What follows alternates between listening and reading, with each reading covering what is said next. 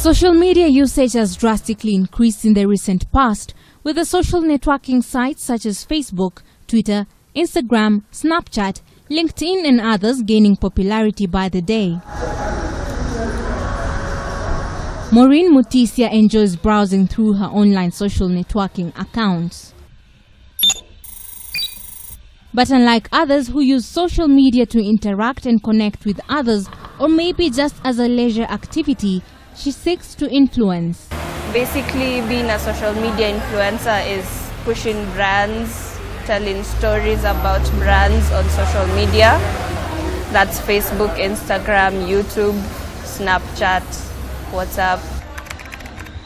A social media influencer is basically someone who has the power to affect the purchasing ability or purchasing decision of consumers out there, either because they have some kind of knowledge or relationship or power. So how did she become an influencer? I just started it out as a hobby. It came out of passion. I love social media, I love brands. On a good month, she earns up to 60,000 shillings in this part-time venture that hardly takes time off her otherwise daily schedule. Maureen is not the only one making ends meet through social media. Meet James Muhuthu, also an influencer. So like one day, a person will approach you that, hey, you have this many followers, maybe you can help me with pushing this campaign, maybe have a campaign for one day. Right now, like Kenyan Twitter is very big. So a person to be able to identify you as an influencer or identify a certain brand with you, you'll have to be creative.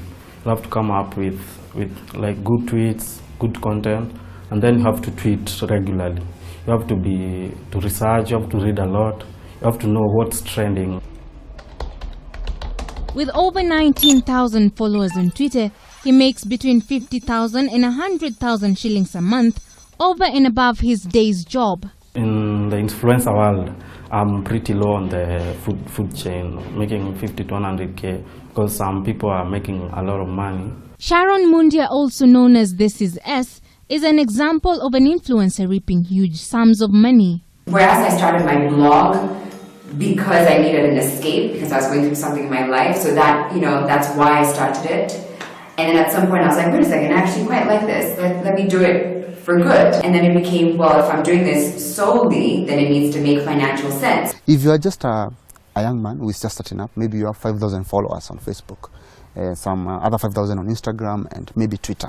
Those 5,000 people, followers that are following you, they are still of value to any brand that is coming up. They are of value to a small SME that doesn't have the budget to pump into the big brand ambassadors. Research from Twitter shows that 49% of consumers seek purchase guidance from a social media influencer, and another 20% say that a tweet from an influencer directly inspired them to share their own product recommendation. Ivy Vuguza, K24 Business.